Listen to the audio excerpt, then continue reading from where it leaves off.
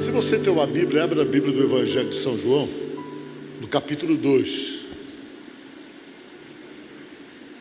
Capítulo 2. Diz assim: 3 dias depois, houve um casamento em Caná da Galileia, achando-se ali a mãe de Jesus.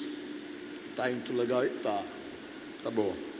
A mãe de Jesus. Jesus também foi convidado com os seus discípulos para o casamento. Tendo acabado o vinho, a mãe de Jesus lhe disse: eles não têm mais vinho. Mas Jesus lhe disse: mulher, que tenho eu contigo? Ainda não é chegada a minha hora. Amém? E ela vai e disse então em seguida: então ela falou aos serventes: fazei tudo o que ele vos disser. Amém? Podemos assentar. Eu quero nesta tarde fazer uma meditação com vocês, para nós vivermos esse momento, que foi um momento determinante do ministério de Jesus. Vocês imaginem só, Jesus se preparou praticamente 30 anos para esse momento aí. Foram 30 anos que ele ficou se preparando para poder chegar nesse momento, que foi o primeiro milagre que ele operou. Antes dele operar esse milagre, a vida dele foi uma vida muito comum, estudando, se preparando para poder realmente cumprir a sua missão.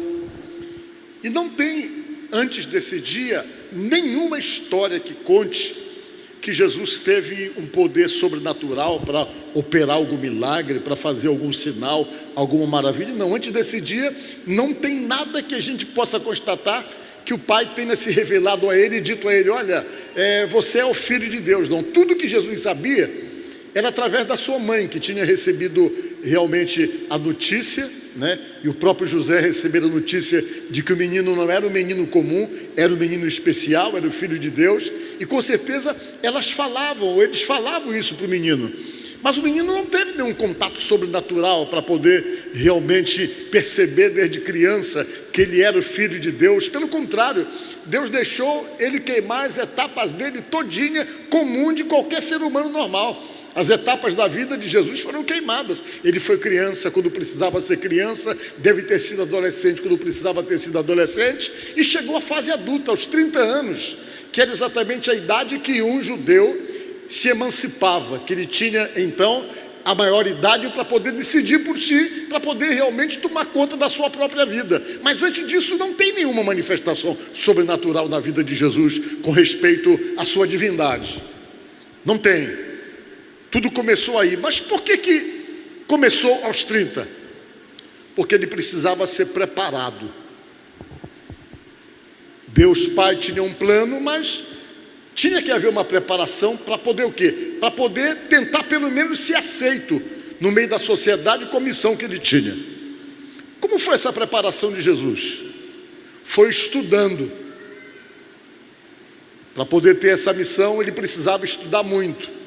Precisava estudar até os 30 anos. Para vocês terem uma ideia, ele ia precisar ter discípulos. E uma pessoa não tinha discípulos simplesmente porque dizia: não, eu quero ter seguidores, eu vou chamar algumas pessoas para me seguirem. Não, uma pessoa para poder ser considerado mestre, que era o que Jesus era, ele era chamado de mestre. E era reconhecido como mestre até pelos adversários. Os adversários chegavam com ele e diziam: eu sei que tu és mestre e tal, aquela coisa toda, exatamente para reconhecê-lo como mestre, ainda que não aceitasse. Porque quem era reconhecido como mestre? Porque os judeus, até os contrários, sabiam que ele tinha se preparado para aquilo, ele tinha estudado para poder ser aquilo. Se você não estudasse dentro daquele currículo judaico que existia, você não tinha direito de ter seguidores ou de ter discípulos. A palavra discípulo significa alunos, ou aluno, e só podia ter aluno ou discípulo quem se qualificava para isso, senão não havia reconhecimento. Só os mestres tinham direito à palavra. Quando chegavam numa sinagoga que iam falar alguma coisa, tinha que dar a palavra para ele. E Jesus, quando chegava na sinagoga, os judeus que não gostavam dele davam a palavra para ele contra a vontade, mas tinham que dar porque sabiam que ele era mestre. Quando ele ia para o templo, ele tinha direito de poder falar no templo e fazer até mesmo reunião de ensinamentos dentro do templo. Por quê?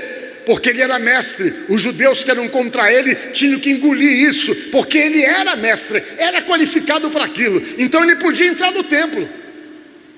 Tem até uma passagem da Bíblia que diz que Jesus fazia um culto de madrugada, fazia uma reunião de madrugada. Por que ele fazia a reunião de madrugada? Porque com certeza os judeus vetaram para ele qualquer outro horário que não fosse de madrugada, imaginando que talvez não vamos dar para ele o espaço da madrugada, que de madrugada ele não vai reunir ninguém. Quem é que vai para uma reunião de ensinamento de madrugada? E eles liberaram para Jesus o horário da madrugada, e diz a Bíblia que de madrugada o templo lotava para ouvir os ensinamentos que ele tinha para dar. Isso está em João capítulo 2, João capítulo 8, versículo 2, eu acho. Vamos ver aqui, só para vocês terem uma ideia, como Jesus fazia reunião de madrugada, porque o pessoal não queria dar espaço. Eles davam porque ele era mestre mesmo. E pela manhã cedo tornou para o templo, e todo o povo vinha ter com ele, e assentados-se os ensinava. Em algumas Bíblias está escrito de madrugada, nessa tradução está escrito de manhã cedo, mas era de madrugada. De madrugada ele fazia essa reunião, e as pessoas iam lá ouvi-lo. Foi por isso que os judeus ficaram tão revoltados, porque ele conseguia reunir muita gente de madrugada, que a Bíblia diz que eles armaram uma pegadinha para Jesus, para poder desmoralizar Jesus, que foi o caso daquela mulher que eles iam apedrejar, mas que vieram para que Jesus julgasse a causa dela. Então vocês podem ver que Jesus tinha o quê? Ele tinha legitimidade para ser chamado de mestre. Mas como era que uma pessoa se tornava mestre? Essa é a grande pergunta. Primeira coisa, o judeu, quando ele tinha 6 anos de idade, ele ia estudar. Ele ia para a escola. E na escola o que é que ele aprendia? Dos 6 aos 10 anos de idade, ele entrava numa fase de estudo que era chamada de Beit Sefer, de 6 aos 10. Nessa idade de Beit Sefer, ele estudava o Pentateuco, os 5 primeiros livros da Bíblia, os livros que contêm as leis judaicas. Os meninos estudavam dos 6 aos 10, ficavam estudando e se aprimoravam na lei judaica. Quando eles completavam 10 anos, eles passavam por um teste de conhecimento, e depois que passassem pelo teste de conhecimento, eles poderiam entrar para a nova fase de estudo, mas ele não era obrigado a entrar. O menino poderia passar no teste, entrar para a fase de estudo, ou então ele ia aprender a profissão do seu pai e ia tocar a vida dele sem precisar continuar estudando. Mas se ele passasse, ele entrava numa nova fase de estudos que era chamada de Midrash, que ia dos 10 aos 14 anos. Aí ele já ia estudar sobre os profetas, já ia estudar outros livros do Velho Testamento, ia estudar a cultura judaica. Quando ele completava 14 anos, ele vinha novamente para um teste, e se ele passasse nesse teste e decidisse continuar os estudos, ele ia entrar numa nova fase, dos 14 aos 30, a fase de estudo que era chamado de Talmud. Ele entrava nessa fase de estudo, se ele quisesse, passasse, ia estudar dos 14 aos 30, para poder ser rabone, para poder ser rabino.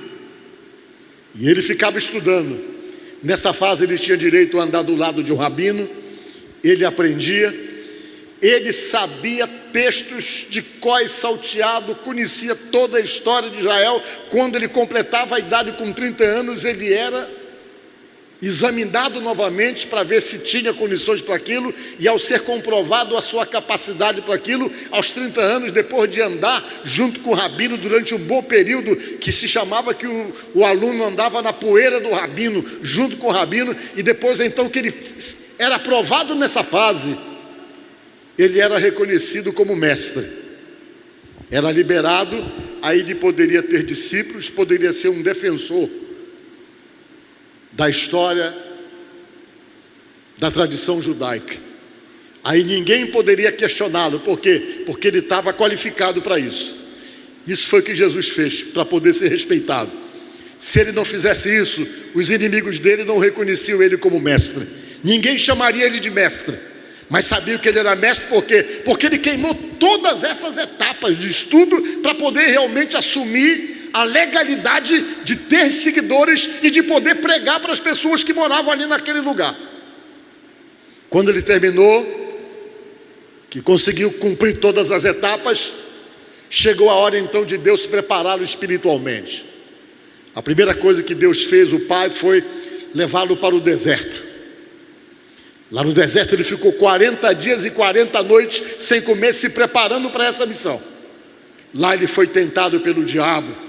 O diabo veio em cima dele para colocar dúvida. A prova é que ele não sabia de nada, que os conhecimentos sobrenaturais ele não tinha de si mesmo. Que o diabo ficava o tempo todo tentando ele, dizendo: se tu és o Filho de Deus, se tu és aquilo, se tu és aquilo, sempre com uma conotação de dúvida para poder desviá-lo daquele propósito. Mas ele conseguiu superar aquela fase, e depois que ele superou aquele momento difícil de preparação de jejum, os anjos vieram, deram de comer para ele, e ele saiu dali, já foi atrás de discípulos, e depois ele foi então para um casamento, para poder ver se já estava tudo concluído e confirmado, para poder fazer o que ele precisava fazer. Foi aí que a mãe dele já sabia de tudo o que estava acontecendo. Sabia da fase de preparação, sabia que ele era o Filho de Deus, mas os irmãos não sabiam, a família não sabia, nem dava para explicar isso aí. Os irmãos foram contra ele até quase que no dia que ele morreu. Os irmãos não acreditavam nele, só vieram acreditar depois, Tiago e os demais. Os irmãos tinham resistência, porque a mãe nunca contou, e era muito duro chegar a dizer: olha, um dos irmãos de vocês, ele é o Filho de Deus, ele nasceu por obra e graça do Espírito Santo. Era alguma coisa que tinha as pessoas dificuldade para poder acreditar. E ficou um segredo então, praticamente entre ele, a mãe dele e o pai. Mas chegou o dia de começar a cumprir a missão. Maria sabia, e esse dia ela sabia que era o dia D. Ela estava super ansiosa, porque ela sabia o que ia acontecer. Ela estava na maior ansiedade. Houve um casamento, e Jesus foi convidado junto com Maria, a família dele com certeza, e juntamente com ele foram os seus discípulos para o casamento. Quando eles chegaram lá, Maria já sabia que ali era o dia de acontecer o sinal que confirmaria definitivamente que Jesus Cristo é o Filho de Deus e que ele tinha uma missão para a humanidade. Ela sabia e ficou esperando. Jesus estava lá. De repente o vinho acabou. E vocês não querem imaginar a vergonha que era o fato de terminar o vinho num casamento. Era uma coisa que deixava a família extremamente constrangida. E o vinho acabou. Quando o vinho acabou, Maria, que sabia que aquele era o momento do sinal que provava que ele realmente era o Filho de Deus e que ia acontecer o primeiro milagre operado por ele, ela veio em cima dele e disse: olha, fazendo pressão nele, o vinho acabou, falou para ele. O vinho acabou, ela veio dizer para Jesus. Como que dizendo: vai logo, faz lá o teu milagre logo e começa logo as coisas, porque o vinho acabou, esse é um sinal.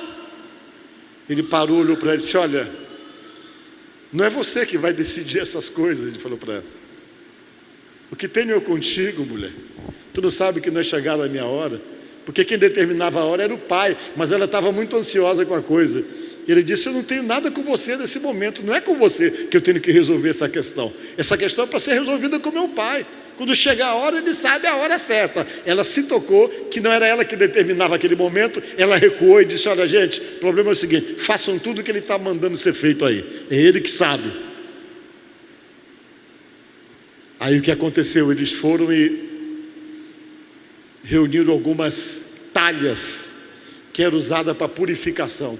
Essas talhas eram cheias de água nas casas. As pessoas, quando chegavam na casa de alguém, eles lavavam o antebraço e tirava a água e lavava os pés. Todo mundo tinha essa tradição de lavar os pés, porque os lugares não eram asfaltados, todo mundo chegava com os pés empoeirados, e era uma tradição judaica você até lavar os pés da pessoa. E todo mundo tinha essas talhas em casa, que eles enchiam de água para esse trabalho de purificação que o judeu fazia. E tinham 6 talhas lá. Eu até peguei aqui uma filmagem de uma talha, para vocês entenderem. Essa filmagem eu fiz lá em Caná da Galileia. Quando eu estive lá, eu fiz essa filmagem num lugar que eles dizem lá que é uma das talhas que Jesus usou para multiplicar, ou seja, para transformar a água em vinho. Ela está no subterrâneo de uma igreja. Eles descobriram isso aí, fizeram uma igreja em cima, e no subterrâneo está aí essa talha que eles acreditam que seja uma das 6 talhas que Jesus usou para transformar a água em vinho, que está lá há centenas e centenas de anos. Está aí a talha, as pessoas vão visitar lá. Eu peguei e fiz essa filmagem aí. É isso era uma talha. Isso aí que vocês estão vendo é no subterrâneo de uma igreja, porque foi achado isso aí lá. Em cima tem uma igreja construída, uma igreja ortodoxa. Essa é a talha. Eram as talhas de pedra. Vejam bem, cada talha dessa dava 38 litros. 38 litros. A Bíblia diz que lá na casa tinham 6 talhas. Cada talha dessa dava o melhor, davam 3 metretas, davam quase 120 litros. Uma metreta, que é a medida que fala aqui da Bíblia, é 38 litros. Então calcule que cada uma levava de 3 a 4 metretas, então dava aí em torno de 40, 80, 120 a 160 litros cada uma. E tinham 6 dentro da casa. Jesus disse assim: coloque água na talha. E o pessoal foi, encheu essa talha de água. As 6, tinham 6 dentro da casa. Depois que encheram as 6 talhas de água, Jesus disse: leve agora para o mestre-sala. O mestre-sala era o camarada que, como é que nós podemos explicar para vocês? Que hoje em dia a gente, quando vai fazer casamento, tem aquela pessoa que é responsável pela cerimônia, como é chamado? O cerimonialista, né? O mestre-sala era o cerimonialista, era aquele que cuidava da festa do casamento. Ele que dava a última palavra sobre toda a organização. Jesus disse: leve para o mestre-sala. Aí levaram o vinho lá para o mestre-sala, a água depois já de transformada. O mestre-sala provou e disse: ei, aqui é diferente, né? Geralmente o vinho bom as pessoas dão no começo da festa. Aqui foi diferente. O vinho bom mesmo, o pessoal está dando para o fim da festa. Não estou entendendo. Por quê? Porque dava o vinho bom no começo, lá para o meio da festa o camarada já tinha tomado todo, já estava meio assim de não perceber mais nada. Você dava um vinho ruim, ele nem percebia mais. Desse vinagre ele tomava. Vocês estão entendendo? Porque ele já tinha tomado bastante o vinho bom. E o homem disse: mas eu estou vendo que aqui foi diferente. O pessoal deu o vinho bom no final. E diz a palavra de Deus que ali então aconteceu o primeiro milagre, e ali começou o ministério de Jesus. Diga glória a Deus. O que é que a gente aprende com tudo isso? Por que que esses textos ficaram registrados na Bíblia? Somente com o intuito de informação? Não. Tudo que você lê na Bíblia, você pode realmente pegar e trazer para o dia atual da sua vida. Porque tudo serve de uma lição. Lição de vida, lição comportamental, lição de esperança, lição sobrenatural. Enfim, as coisas que você precisa para poder se alimentar e sustentar a sua fé em Deus, os ensinamentos de Jesus e da palavra de Deus estão exatamente aí para poder te dar um lenitivo, te dar um direcionamento, te dar um conforto, te dar uma palavra que se torna atualizada para o momento que você está vivendo, exatamente com o intuito de te fortalecer você e de sustentar você nos momentos em que aquela palavra for necessário para você diante de alguma situação que você esteja vivendo. E essa passagem mostra para nós uma coisa: o poder transformador que Jesus Cristo tem. Diga glória a Deus. Fica claro diante de nós uma coisa: que para Jesus as situações podem mudar. Para Jesus as situações podem se transformar.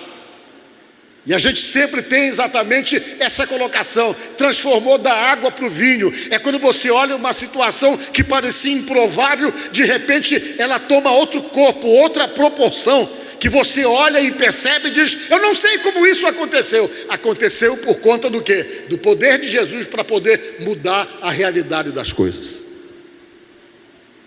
Talvez você esteja aqui nesta tarde e você sabe da sua vida. E quem sabe você vive alguma situação onde a mudança das coisas, humanamente falando, dentro da sua avaliação ou da leitura das coisas que você faz, você chega à conclusão que é improvável a mudança das coisas, é improvável a transformação das coisas.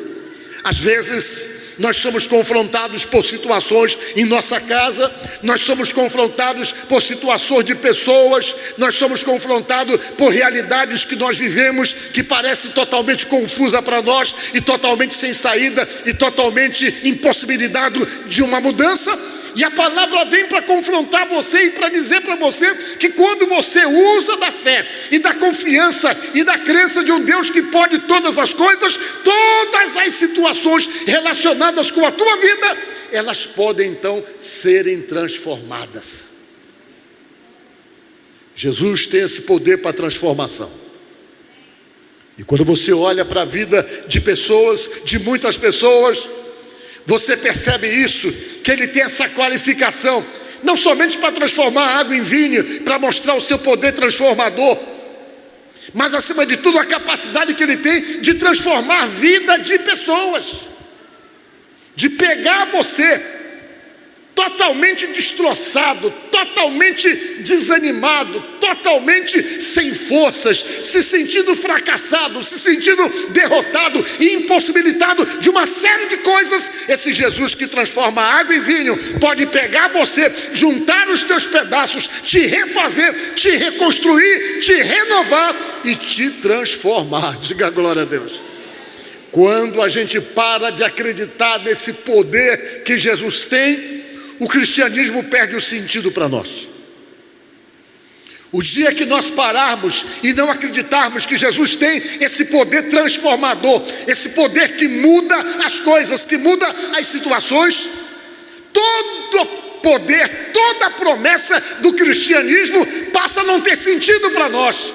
Porque a grande proposta é exatamente essa: que você crê num Deus que é todo poderoso, que tem poderes sobrenaturais e que tem essa capacidade, a capacidade de renovação, de mudança e de transformação. Isso foi o impacto lá naquela cidade chamada Caná da Galileia. Pessoal, como isso, gente? Quem é capaz de fazer isso? E ali Jesus começou então a pregar, e começou a vir a sequência de milagres e de sinais que começaram exatamente nesse dia, depois dessa preparação para poder cumprir essa missão que ele estava cumprindo. E é interessante falar que antes disso, Jesus tinha uma vida normal. A Bíblia diz que ele tinha irmãos, a Bíblia diz que ele tinha irmãs. Quando o pessoal viu que aquele camarino que viveu ali em Nazaré, que era conhecido de todo mundo, que viveu a vida comum de um menino normal, que o pessoal começou a ver ele se manifestar com esses poderes e falando coisa que ninguém entendia, todo mundo ficava pasmado. Mas como isso, gente? Que transformação foi essa? Esse não era aquele menino que morava aqui, um menino comum, um menino normal, como todos os meninos daqui. De onde é que veio tudo isso? De onde é que veio essa sabedoria, esse poder todo? De onde é que veio isso aí? E o pessoal ficava meio impactado e questionando sobre isso. Vamos ver em Marcos. Olha o que o pessoal falava. Marcos 6, capítulo 6, versículo 1 da palavra de Deus. Você vai ver só como impactava todo mundo. E partindo dali chegou à sua pátria, E os seus discípulos o seguiram, continua. E chegando o sábado, começou a ensinar na sinagoga. Ele foi para a cidade dele ensinar na sinagoga. E muitos ouvindo se admiravam, dizendo: de onde ele vê estas coisas? Que sabedoria é essa? Que autoridade, que poder para falar desse jeito? De onde é que vem isso dele? O pessoal perguntava e se admirava, dizendo: de onde é que vê estas coisas? E que sabedoria é esta que lhe foi dada? E como se faz tais maravilhas por suas mãos? Que poder é esse que ele tem? Que maravilhas é feito através das mãos dele? A gente não está entendendo. Aí o pessoal dizia: não é este o carpinteiro? Falava assim. Filho de Maria, irmão de Tiago, de José, de Judas e de Simão? E não estão aqui conosco suas irmãs? Como é que ele fala que ele é o Filho de Deus? A gente conhece as irmãs dele, conhece os irmãos dele. Ele é irmão do Tiago, é irmão do Judas. Não era o Judas Iscariote, viu, gente? Era um outro Judas. Esse nome Judas era um nome muito popular, era um nome muito usado, igual o José de Ribamar aqui. Esse nome Judas significa louvor. Como Judas fez aquela sujeira toda, ninguém quis mais adotar esse Judas, esse nome. O nome deixou de ser popular por causa do Judas. Mas antes todo mundo quase tinha um filho com o nome de Judas, que significa louvor. E o pessoal dizia: Jesus tinha um irmão que se chamava Judas. Não é o irmão dele o Judas? E Simão, não tem um Simão que é irmão dele? Que era outro nome que se usava muito. E o pessoal disse: não, não pode, ele não é o Filho de Deus. Não pode ser, a gente conhece ele, não pode ser o Messias. E o pessoal se escandalizavam nele, porque não queriam acreditar nele. Mas ele foi, cumpriu a sua missão, e lá na frente os irmãos acabaram acreditando nele, diz a palavra de Deus. Então, meus irmãos, o que é que eu quero dizer para vocês? Esse é o poder de Jesus. Eu não sei o que é que você está precisando que se transforme, seja na sua vida, seja na tua casa, seja nas tuas convivências. Talvez alguma coisa você pare, pense e analisa e sente a necessidade de uma transformação, de uma mudança. E eu digo a vocês, Jesus tem esse poder transformador. Você ora, Ele pode transformar a tua casa, pode transformar teu filho, pode transformar teu marido, pode transformar tua esposa, pode transformar as situações, porque a Ele foi dado esse poder. Ele é Deus, e por ser Deus tem essa capacidade transformadora que tanto nos ajuda quando nós sentimos a necessidade. Amém?